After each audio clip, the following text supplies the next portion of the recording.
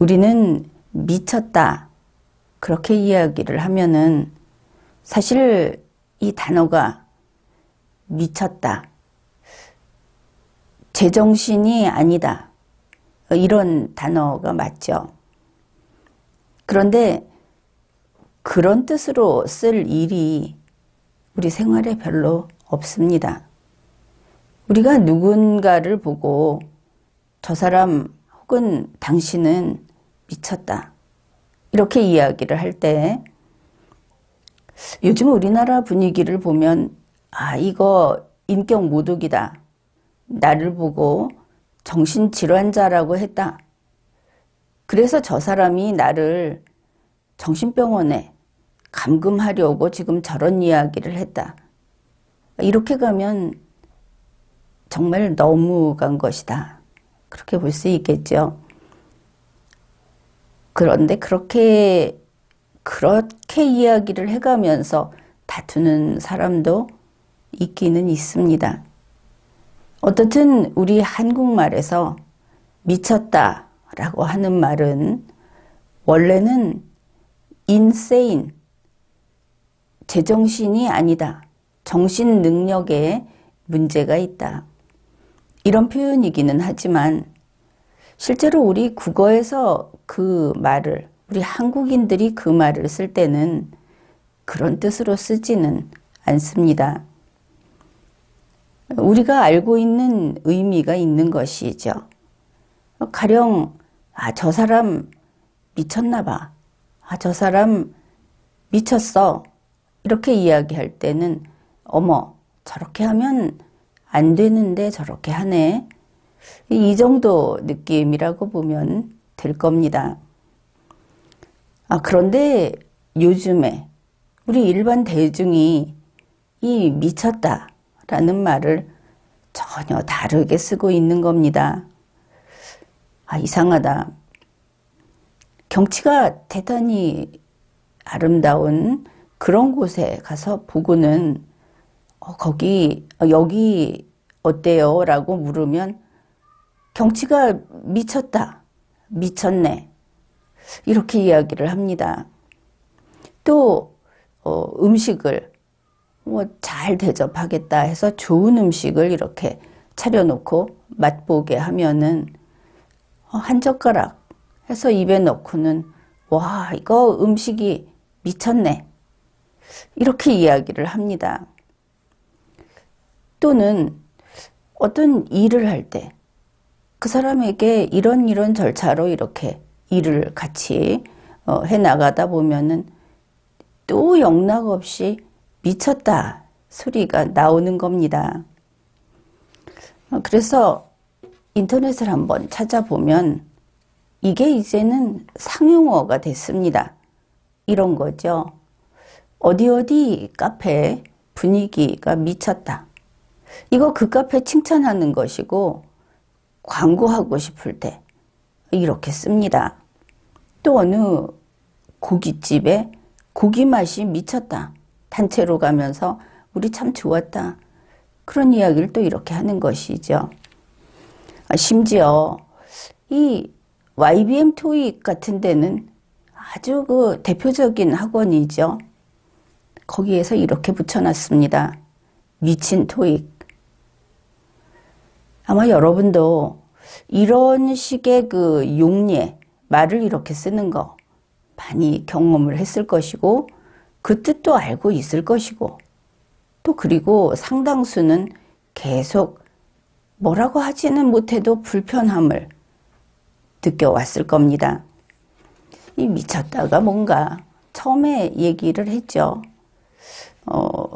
미쳤다 하는 거를 지금 이제 사전도 한번 찾아봤습니다. 미쳤다 할 때 그 미치다에다가 얻다가 붙었죠. 우리 국어 문법 까마득히 옛날에 배웠을 텐데 그 국어 문법을 보면 이 혹은 이거는 그 과거 시제를 나타내는 그런 말입니다. 그러니까 미쳤다라는 것은 미치다의 과거형이다.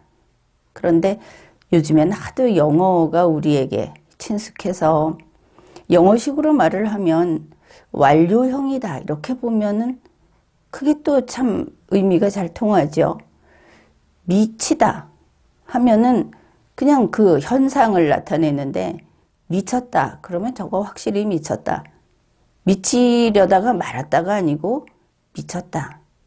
이렇게 문법상으로 정리는 깔끔하게 할 수가 있습니다. 사전에서는 의미가 이렇습니다. 첫째, 그러니까 뜻 1번.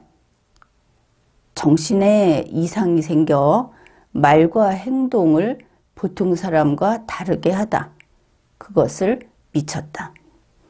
이게 당연히 그 의학 용어로 정신 기능에 문제가 있는 어떤 질환이다 하는 거하고는 다릅니다. 그래서 사람을 보고 이 1번 뜻으로 당신은 미쳤다 이렇게 이야기를 하는 것은 고상하지도 않고 예의 바르지도 않지만 그게 명예훼손은 아니다. 또 멀쩡한 사람을 환자, 더구나 자유를 구속당하는 일이 흔한 그런 질환자로 몰았다. 이렇게 말을 하는 것도 과도하죠. 근데 1번 뜻이라 하더라도 그런 것과는 다르다. 이런 어감을 잘 정리를 해두는 것이 좋겠습니다. 말이라고 하는 것은 상당히 그 고도의 논리적인 작업이기도 하고 어떤 기술이라고 한다면은 아주 수준 높은 그런 기술을 구사하는 것이 말을 한다. 또 그 말을 글로 표현한다 하는 일들이 되기 때문입니다. 제 두 번째 뜻으로는 어떤 사람이 상식에 벗어나는 행동을 할 때 좀 그게 탐탁치 않아서 그리고 바람직하지 않고 저 사람은 그 수준이 좀 떨어진다. 이런 느낌으로 미쳤다. 이렇게 이야기를 할 수 있습니다. 세 번째는 저 사람이 참 미치고 말 거야. 이 말이 좀 더 쉽겠죠. 그런데 저 사람 미쳤다. 이거는 정신이 나가버릴 정도로 정말 그런 병이라도 걸릴 정도로 몹시 괴로워한다. 뭐 때문에 미치겠다. 뭐 이런 게 되겠습니다. 그 다음에 또 하나는 우리가 뭐 사람을 책벌레, 공부벌레 이런 말을 쓰듯이 어떤 일에 너무 열중을 해서 다른 거를 돌아보지 못하는 그런 상태. 어떤 일에 지나칠 정도로 열중을 하고 있다. 이걸 또 미쳤다. 이렇게 씁니다. 보면은 첫 번째 뜻은 자주 쓰지 않는데 오히려 나머지 다른 뜻으로 우리가 자주 쓰고 있죠.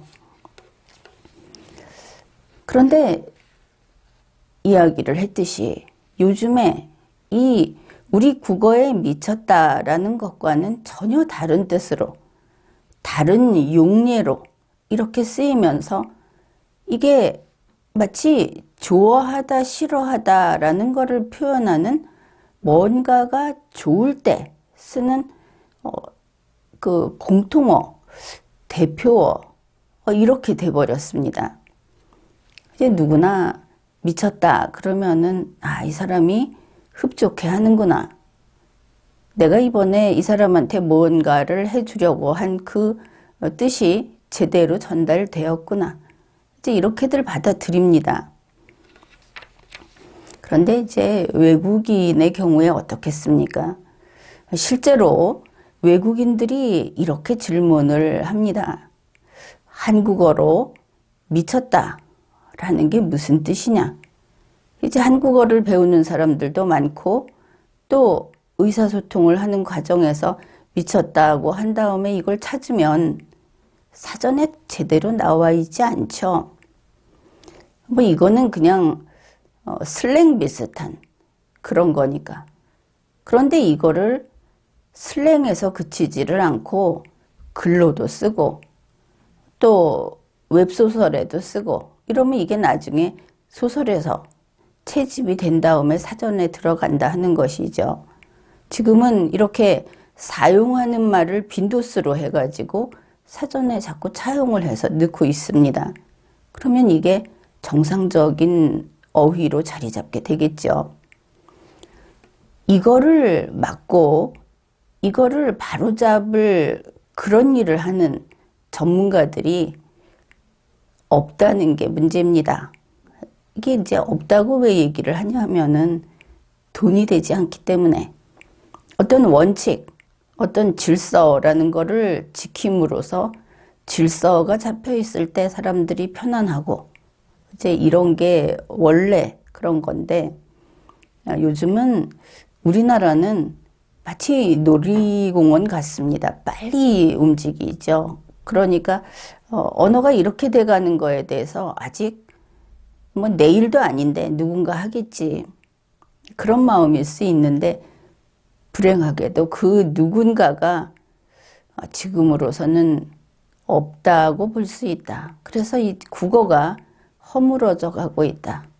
그런 것을 알 수 있습니다. 그 외국인이 물었을 때 구글을 찾아보면 여러분이 확인해 볼 수도 있는데 이 미쳤다가 뭡니까?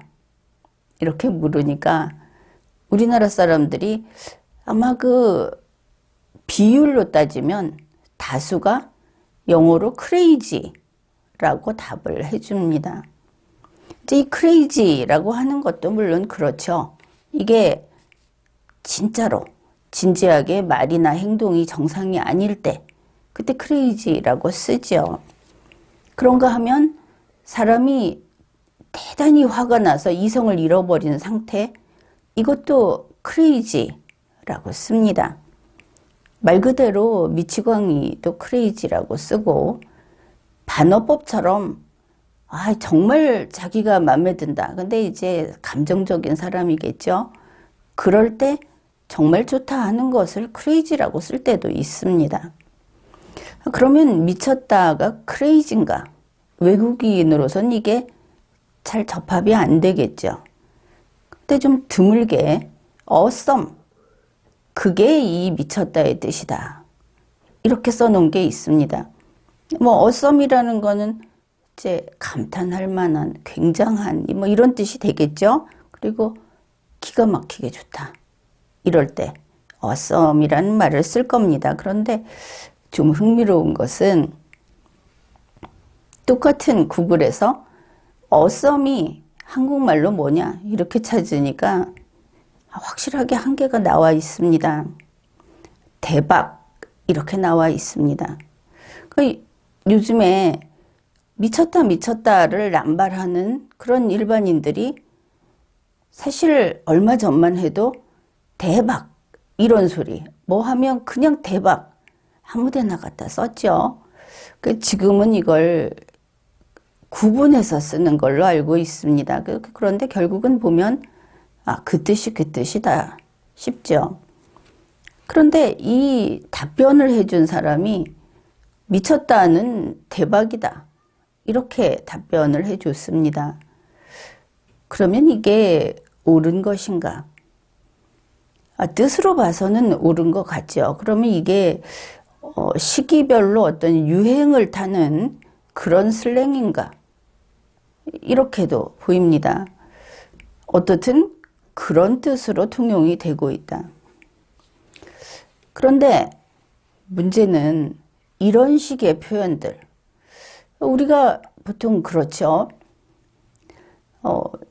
눈이 쌓인 풍경이 아주 보기 좋더라. 그러면 눈이 쌓인 모습을 보면서 나는 이런 생각을 한다. 이게 어떤 느낌이 든다. 이래서 좋다. 이렇게 생각을 하게 됩니다.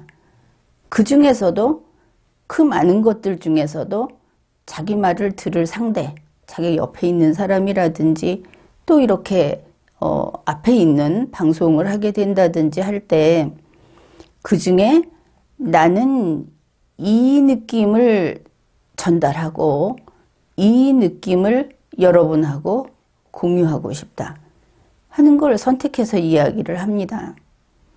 그런데 지금과 같은 추세를 따라간다면 생각할 필요가 없겠죠. 그냥 미쳤다. 설경이 미쳤어요. 이러든지, 아, 설경 대박. 이러면 끝이 납니다. 그렇겠죠. 그런데 이런 한국어가 지금 늘고 있죠. 유행어처럼. 뭐 무슨 그 긴 문장을 세 글자로 줄여서 쓴다든지 또 뭐 그거를 신조어처럼 외우고 그걸 모르면 마치 이 시대의 유행을 따라가지 못하는, 그래서 그게 신식말처럼 신기술처럼 이렇게 이거를 익혀서 쓰고 하는 아주 잘못된 일들이 벌어지고 있습니다.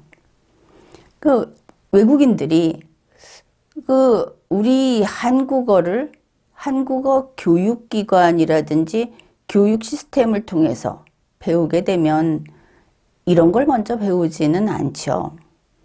그런데 요즘은 어떻습니까? 인터넷이 있고 또 얼마 전만 해도 뭐 한 몇 년 전만 해도 여행이 자유로웠고, 그래서 언어를 현지에서 생활 속에서 배우게 그렇게 돼 있죠. 더구나 우리는 그런 식으로 직접 사람 대 사람으로 언어를 전파하는 것이 문화 전파다. 한글을 널리 알리는 길이다.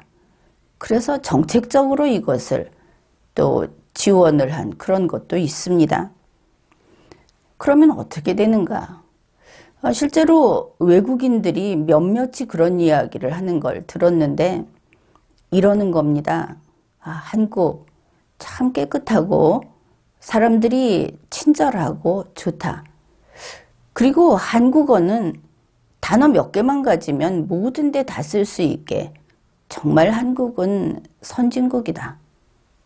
뭐 좀 과도한 칭찬이라고 하겠지만 이런 식으로 이야기를 했습니다. 그러면 한국어가 어휘 하나를 가지고 여러 곳에 다 쓸 수 있어서 좋다. 그러면 그게 가장 잘 되는 곳이 어디라고 생각을 합니까? 아주 과거로 가서 고대로 가면 그냥 언어가 아니고 소리로서 의사소통을 했죠. 나머지 몸짓으로 때우고. 그때는 정말 몇 개 안 가지고 모든 의사소통을 다 했습니다. 이게 무슨 의미냐? 이 언어라고 하는 것은 언어가 개수가 적다. 그러면 그게 좀 더 원시 상태다. 더 과거로 가서 고대 형태다. 이렇게 보면 됩니다. 다시 말해서 언어라는 것은 논리작용을 통해서 그리고 경험이 많으면 거기에 따라서 매번 다르게 표현을 하겠죠. 그때마다 언어는 분화되고 발전을 계속합니다. 그래서 수준이 높은 문화에서는 어휘가 풍부하다. 똑같은 우리가 봤을 때 가령 똑같은 하얀 우유 한 잔 혹은 오렌지 주스 한 잔일 때 이거를 표현할 수 있는 방법은 무수히 많다. 그걸 표현하는 그 단어라든지 거기에서 포착할 수 있는 어떤 대화의 실마리, 감정의 조각 이런 것들은 무수히 많다는 것이죠. 그게 더 발달한 곳일수록 더 다양하고 그때마다 새롭다. 이 사람은 이렇게 느끼고 이렇게 보는구나. 이 사람은 나와 이런 이야기를 하고 싶구나. 그게 그냥 앞에 우유 한 잔, 돌멩이 하나 이렇게 있어도 그게 다르다 하는 것이죠. 그래서 사람은 사람마다 다 다르고 세상은 아주 다양하고 우리가 아는 것은 깃털보다 작다. 그 가볍기도 그렇고 또 그 양도 그렇고 그래서 사람이 평생 공부를 해도 지루하지 않고 이 사는 게 너무 길다 그렇게 생각하지 않고 그런 것이죠. 그러면은 이렇게 언어가 더 분화해야 되는 언어가 과거로 응축이 되면서 개수가 줄어들고 있다. 사실 줄어든 어휘로 더 세밀하고 그런 표현을 하지는 못하겠죠. 대충 한다 이렇게 됩니다. 그러면 이렇게 뒤로 가는 것은 문화가 역행하는 거다. 퇴보하는 거다. 그걸 알 수 있죠. 그런 대표적인 예가 중국의 간체자라는 겁니다. 중국은 이 간체자를 쓴 지가 오래되지는 않았습니다. 사람은 많고 그리고 지역마다 서로 다른 말을 쓴 것이죠. 거기도 그 성조까지 있고 이래가지고 사투리라고 하죠. 뭐 사투리나 방언이나 어떻든 지역마다 말이 통하지 않을 정도로 말이 많았고, 그리고 국가가 힘을 가지려면 이제 국가의 시대가 20세기부터 이제 국가의 시대가 본격적으로 돼 가고, 그럴 때 가장 그 국가로서의 힘을 가지려면 통일돼야 되는 것들이 있죠. 언어, 문자, 그리고 도량형, 뭐 이런 것들이 있게 됩니다. 그런데 중국은 대책이 없는 겁니다. 사람은 많고 가난하고 그걸 어떻게 할 수 없으니까 어떻게 최대한 사람들이 의사소통을 할 수 있는 그룹을 어떻게 하면은 최소 비용으로 따지면 최대 그룹을 형성할 수 있을까?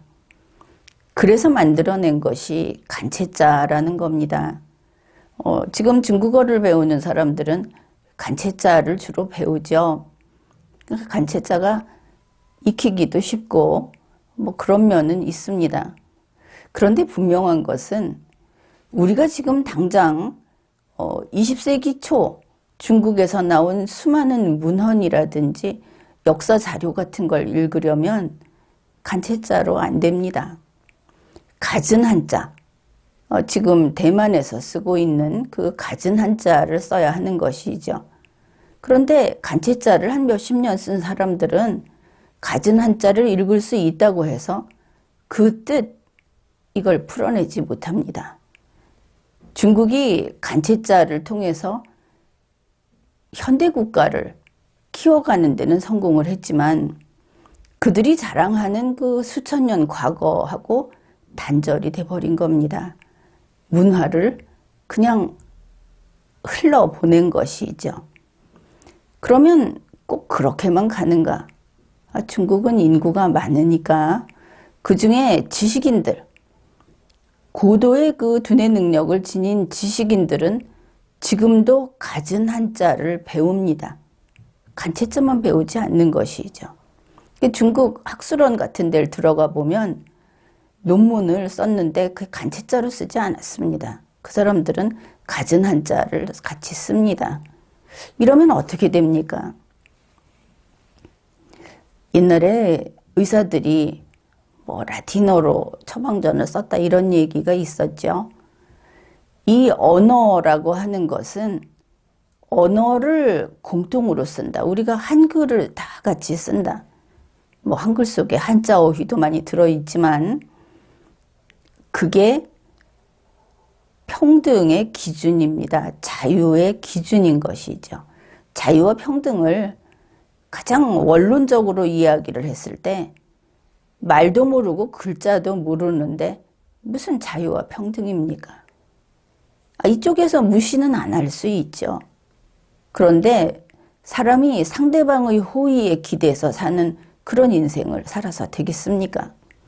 자기 자신을 제대로 자기의 인생을 꾸려갈 수 있는 능력이 있어야 하는데 그게 기본이 되는 것이 언어라는 것이죠. 간체자 얘기를 했는데 중국은 계급사회입니다. 여태까지 뭐 공산당만 힘이 있다 이렇게 얘기를 했는데 꼭 그렇지는 않습니다. 중국이 수준이 낮은 그 일반적인 그런 생활에 있어서는 당연히 공산당이 꽉 쥐고 있죠. 그러나 학문을 하는 세계에서는 그들은 물론 민주주의하고는 담쌓고 있습니다. 우리가 알고 있는 자유민주주의 쪽에는 굉장히 그 수준이 낮다 이렇게 봐야 하는데, 자기들의 고전이라든지 이런 것들을 하는 역사를 다룬다든지 그야말로 중국 공산당식으로 볼 겁니다. 그렇더라도 그걸 볼 수 있는 이와 볼 수 없는 이가 있다. 볼 수 있는 사람들은 극소수다. 그들은 엘리트고 나머지는 아랫계급이다. 이거는 대책이 없습니다. 뭐 어느 날 아주 그 부자가 돼서 갑자기 양쪽을 다 지켜주겠다 해도 뛰어넘을 수 없는 선이 생겨버린 것이죠. 중국은 환경이 그래서 그렇게 됐습니다. 그런데 우리나라는 어떤가? 우리나라는 웬일인지 의무교육도 점점 확장하고 있고, 물론 의무교육의 수준은 떨어지는 것이 맞습니다. 그러니까 뭐 선생님들이 민주주의 하겠다. 우리는 자유민주주의 말고 민주주의 하겠다. 애들한테 민주화 교육을 시키겠다. 이거지 지금은 중요한 거죠. 그거 말고 우리말을 제대로 가르치겠다. 이 말 속에는 문화와 그리고 역사와 그 나라 사람들의 철학이 들어 있습니다. 이걸 쏙 빼버리고 토익 시험 점수 몇 점을 맞추기 위해서 단기 완성하듯이 그렇게 우리의 그 언어 생활을 하고 그렇게 공교육을 하고 이렇게 되니까 지금 미쳤다까지 등장을 한 겁니다. 그래서 이런 우리 한국에 와서 한국이 좋다는 그런 외국인들 많이 있죠. 그리고 유튜브 때문에 한국을 그 본심은 모르겠는데 밖으로는 굉장히 좋아하는 외국인들이 많습니다. 그런데 그들이 가서 전파하는 것은 우리의 그 수준 높은 그런 한국어가 아니고 슬랭만 가져간다. 그야말로 밑바닥 세계의 문화를 가지고 가서 세계에 전파하고, 한국은 하급 문화가, 하류 문화가 주류인 국가다. 이렇게 이제 세계에 인식을 시키는 것이죠. 한번 그렇게 인식이 되면 그거는 바뀌지 않습니다. 우리가 가서 일일이 1대1로 만나서 고쳐줄 겁니까? 상대방의 생각을. 그래서 우리나라에서 이렇게 방치하고 있는 국어 생활, 거기다가 우리나라는 세계의 문을 열어놓고 있죠.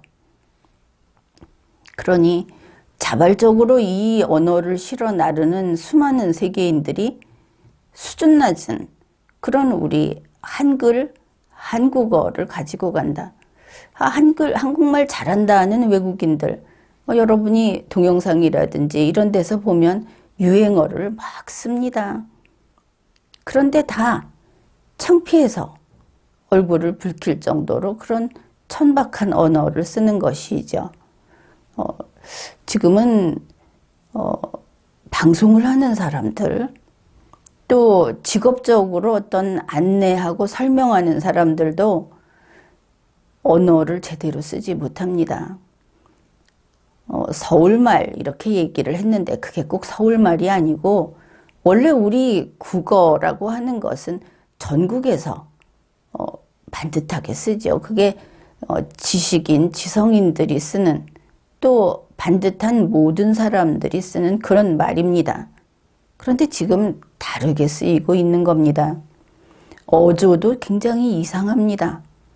따라하려고 해보면 힘이 들고 제대로 따라할 수 없는 얘기들을 그 말의 억양이라든지 띄어읽기, 뭐 쓰는 어휘들, 태도, 이런 것들이 굉장히 좀 이상해져 있다. 마치 다른 나라 같다. 이런 게 요즘 우리의 현실입니다. 우리가 항상 쓰는 말과 글인데 우리 스스로 원래 우리 것을 이거는 옛날 거라고 그래서 새로 바꾸는 그런 게 아닙니다. 원래 우리 것이 가장 좋은 겁니다. 원본인 것이죠. 유행 따라 바꾸는 게 아닙니다. 말은 그런 겁니다. 한국인은 사회적 신분에 따라서 사용하는 말이 다르다. 중국이 그렇다고 했죠. 우리 한국도 이제 그런 것이 점점 분명해지고 있다. 그래서 우리 스스로 사회적 신분이라고 하는 것은 분명히 있습니다. 우리 서로 상대방을 봤을 때 인정해주고 가치를 평가해주는 그런 그게 높을 때 사회적 신분이 높다고 합니다. 이것은 우리 헌법에도 규정이 돼 있고 사회적 신분이라는 것은 계급과도 다르고 또 1급 공무원이 4급 공무원보다 사회적 신분이 높은 것이 아닙니다. 우리한테는 그런 올곧은 정신이 있죠. 사람을 보면 누구라도 이 사람은 존중할 만하다.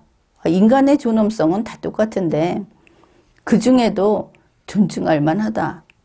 이 사람은 신뢰가 가고 그리고 우리는 이런 이웃들과 같이 살아갈 때 좀 더 흡족하고 그리고 편안하다. 이제 이런 사람들이 많이 있는 겁니다.